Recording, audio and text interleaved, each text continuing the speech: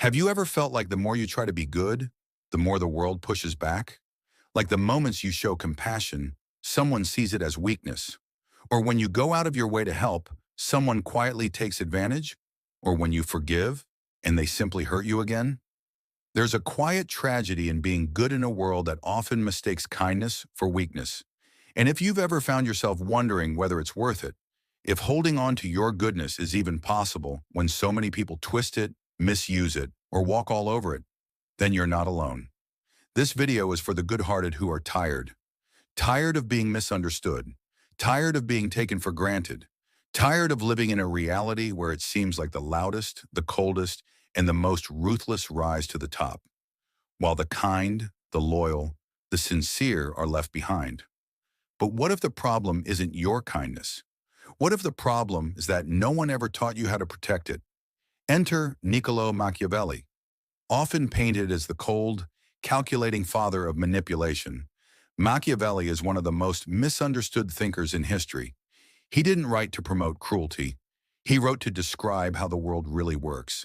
And sometimes truth can sound harsh, especially to those who still believe that good always wins. But in Machiavelli's raw, unapologetic perspective, we can find hidden wisdom, especially for those who don't want to abandon their goodness, but also don't want to be destroyed by their innocence. So today we're diving deep, not into how to become heartless, but into how to become wise. Because being good isn't a weakness, unless it's blind. Let's begin. The good are not always rewarded. One of Machiavelli's most provocative claims is this: the world does not reward goodness, it rewards effectiveness. In other words, outcomes matter more than intentions. And in a world driven by power, reputation, and survival, being good might get you respected, but it doesn't guarantee you'll be safe, successful, or even appreciated. Let's pause on that. We grow up being told that good behavior leads to good outcomes, that if we're honest, we'll be trusted. If we're loyal, we'll be loved. If we're generous, others will be generous back. But many of us learn, painfully, that this isn't always true. You can pour your soul into a relationship and still be betrayed. You can work harder than anyone else and still be overlooked. You can show integrity in the face of lies and still be punished for it. Why? Because not everyone plays by the same rules. Machiavelli saw this clearly. In The Prince, he doesn't tell leaders to be evil. What he says is that a leader, if they wish to survive, must learn how to act immorally when necessary. He writes, "A man who wishes to act entirely up to his professions of virtue soon meets with what destroys him among so much that is evil." In other words, if you're purely virtuous in an environment that's not, you become vulnerable, like wearing white in a battlefield. This doesn't mean you should abandon your values. It means you must anchor them with discernment and strategy. Because here's the brutal truth. There are people who will see your patience as a delay to exploit, your loyalty as a leash to pull, your humility as permission to dominate you. And until you recognize that, you're not safe. Now, this isn't a call to become heartless. It's a call to wake up. It's about understanding that not every battle is fair. Not every opponent plays clean. And not everyone will appreciate your kindness simply because you offer it. Sometimes your goodness must be guarded like a treasure. Not flaunted, not thrown to the wolves, but protected. Intentionally, fiercely. And this changes everything. Because when you stop expecting fairness from those who don't believe in it, you begin to move differently. You no longer overextend to please everyone. You stop explaining yourself to those who twist your words. You stop trying to save people who repeatedly choose to harm. You live with clarity. You lead with strength. And your goodness stops being a liability and becomes a force. Part 2. Most people aren't who they seem to be, Machiavelli once wrote. Everyone sees what you appear to be. Few experience what you really are. At first glance, this sounds cynical, maybe even a little depressing. But if you've ever been betrayed by someone you trusted, if you've ever been fooled by someone who seemed nice, then you already understand the depth of this truth. Because the world isn't just full of deception, it's built on appearances. We are taught to present a version of ourselves that's acceptable, charming, likable, even when it's far from the truth. And many people have become experts at this, masters of the mask. That's why being good-hearted can be dangerous. Not because goodness is a flaw, but because good-hearted people often expect others to be just as sincere as they are. They assume that when someone smiles, it means warmth. That when someone says, I care, it must be true. That when someone cries, they're hurting. But here's the truth. Some smiles are hiding knives. Some kind words are bait. And some tears are nothing more than tactics. People lie. People pretend. And sometimes people perform goodness so well that even the wisest are fooled, at least for a while. Machiavelli understood this game. He didn't encourage deception for its own sake. He simply acknowledged that it exists and that it's powerful, especially in politics. But this doesn't only apply to kings or leaders. It applies to your coworkers, your relationships, your friendships, even your family. Some people play the long game. They pretend to be your friend while secretly resenting you. They flatter you while undermining you behind your back. They offer support just to create a sense of debt.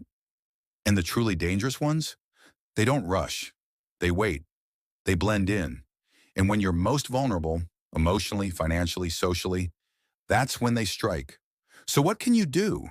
Should you become suspicious of everyone? Should you stop trusting altogether? That would turn your heart into stone, and that's not the answer. But what you should do is this. Observe more than you speak. People reveal more in what they do than in what they say. Ask questions that can't be answered with charm. See how people respond when they're uncomfortable, not just when they're being praised. Let trust grow slowly. Just because someone makes you feel good doesn't mean they have good intentions. In a world full of masks, your job is not to expose everyone.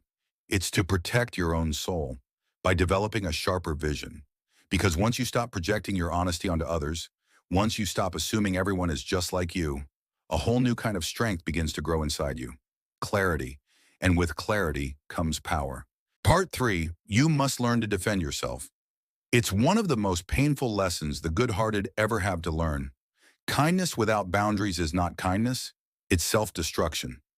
Machiavelli once said, "It is much safer to be feared than loved if you cannot be both." Now, to the modern ear, that sounds ruthless. But if you dig deeper, he's not saying you should rule with fear. What he's really saying is this: being lovable is not a defense. If people only love you because you're agreeable, quiet, compliant, what happens the moment you say no? Do they respect you more, or do they turn on you? That's the test. And if you're afraid to speak your truth, afraid to enforce boundaries, afraid to lose people because you finally stood up for yourself, then your kindness isn't kindness anymore.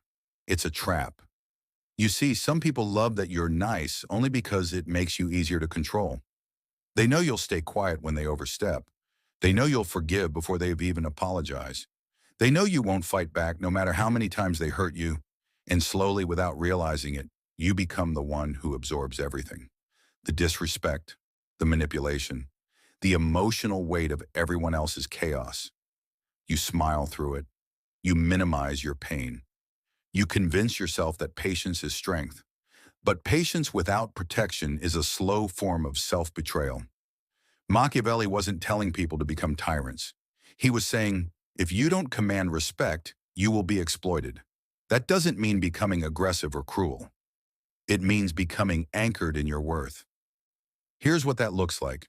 You stop explaining your no. You walk away from people who mock your boundaries. You recognize that anger, when channeled correctly, is not evil. It's a warning sign that you're being violated. Being assertive is not the opposite of being good. It's the armor that protects your goodness from those who would misuse it.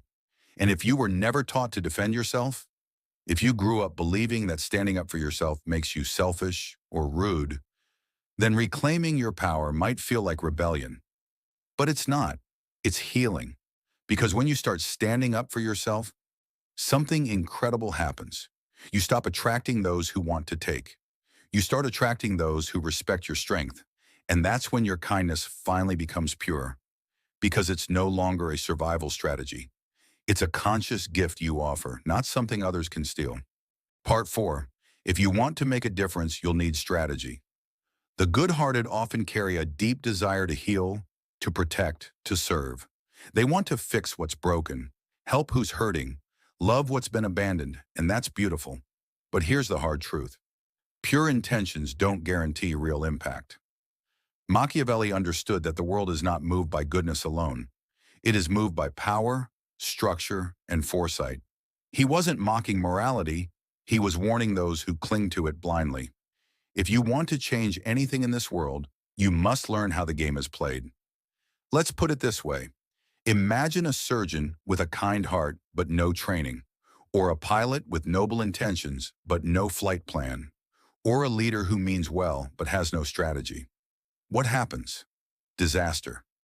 Machiavelli's writings taught that those who wish to do good, especially in leadership, must first become strong, not just physically or politically, but mentally, intellectually, strategically. He believed that naivety is dangerous because it often leads the well-meaning into traps laid by the cunning. Think about this in your own life. Have you ever helped someone who kept using you over and over again? Have you ever stayed silent to keep the peace, only to watch the situation get worse? Have you ever forgiven someone who never changed and only grew more reckless with your heart? These are not failures of character. They're failures of strategy, because goodwill without wisdom is like trying to grow a garden in concrete. The seed is good, but the soil? It won't let it live. Machiavelli would say, be the seed, but understand the soil. You must learn when to speak and when silence is louder, when to give and when giving only feeds dependence, when to fight and when walking away is the greater strength. Kindness without intelligence burns you out. Wisdom without kindness hardens your soul. But together, they create something powerful, something rare, a person who can see clearly and still choose to do good. Not because they're naive, but because they're strong enough to stay kind in a world that isn't. This is what makes the good-hearted dangerous in the best way. They're no longer easily manipulated, no longer used, no longer drained. They become forces of change, not victims of it. And that's the kind of person the world desperately needs. Someone who doesn't just want to help, but knows how. Part 5, evil exists, and you must learn to navigate it. There's a belief, especially among the kind, that deep down everyone is good, that people only hurt others because they're hurt, that cruelty is always a cry for help, that if you just love someone enough, you can heal them. It's a comforting idea, but it's not always true, and Machiavelli knew it. He didn't believe in fairy tales. He didn't paint the world as a place where goodness always wins. He saw it as it was, a battlefield of ambition, betrayal, fear, and desire. And in that battlefield, not everyone is lost. Some people know exactly what they're doing. They lie to manipulate. They flatter to gain power. They betray because it serves them. There is a darkness in this world that isn't accidental. It's intentional, calculated, and it wears a mask. If you believe that everyone is good at their core, you'll miss the ones who aren't. You'll make excuses for behavior that should never be tolerated. You'll hand your soul to people who only want to burn it. This is not about becoming bitter. It's about becoming awake. Machiavelli didn't suggest fighting fire with fire. He didn't tell the good to become evil. But he did say this: if you don't understand how darkness moves, it will swallow you.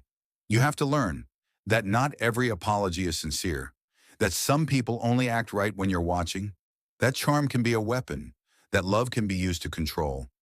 And when you finally open your eyes to this, something changes. Not your goodness, but your guard. You stop giving chances to people who only take. You stop exposing your wounds to those who lick them just to poison them. You stop believing that suffering at the hands of others makes you noble. Being good does not mean being a victim. Being kind does not mean staying silent. Being moral does not mean being blind. The world has sharp edges, and you need to be sharper. Not cruel, but clear. Clear about who you are, clear about who others are, and clear about the lines that cannot be crossed. Because the moment you stop pretending that evil doesn't exist is the moment you finally learn how to protect what is sacred inside you. Final thoughts: being good isn't a weakness, but it does require wisdom. Machiavelli wasn't trying to destroy morality. He was trying to protect it. From being crushed by a world that doesn't play fair, he saw something most people are too afraid to admit. That innocence without awareness is not beautiful. It's dangerous. That a kind heart without a strong mind will always suffer. And that morality must be backed by strength, or it becomes a target. So here's the truth. Being good is powerful. Being kind is revolutionary. But only if it's conscious, protected, and wise. That's your real challenge. To stay good in a world that makes it hard. To stay kind in a world that tests you. To stay human in a world that sometimes forgets what that means. But when you do, you become something rare. Not just a good person, but a dangerous one. The kind of person who can't be used, fooled, or broken. The kind of person this world desperately needs. Final thoughts, your turn to reflect. As we come to the end of this exploration, I want to ask you a few questions that will help you think more deeply about your own life and choices. Have you ever felt that your kindness was taken for granted? Or maybe you've allowed someone to take advantage of your good heart without realizing it. How do you protect your boundaries while still staying true to your values? Think about those around you. Do you see any signs of manipulation or hidden motives in the people you trust? And if you were to apply Machiavelli's lessons in your own life, what changes would you make to ensure that your goodness isn't taken advantage of? I'd love to hear your thoughts. Drop a comment below and share your experiences. Let's get a conversation going about how we can protect our goodness without losing ourselves in a world that doesn't always reward it. And remember, being good is not a weakness, but it takes wisdom, strategy, and strength. Are you ready to embrace that challenge? If you found value in today's video, hit that like button, subscribe for more deep reflections like this one, and don't forget to share this with someone who might need to hear it. Until next time, stay strong, stay aware, and most importantly, stay good.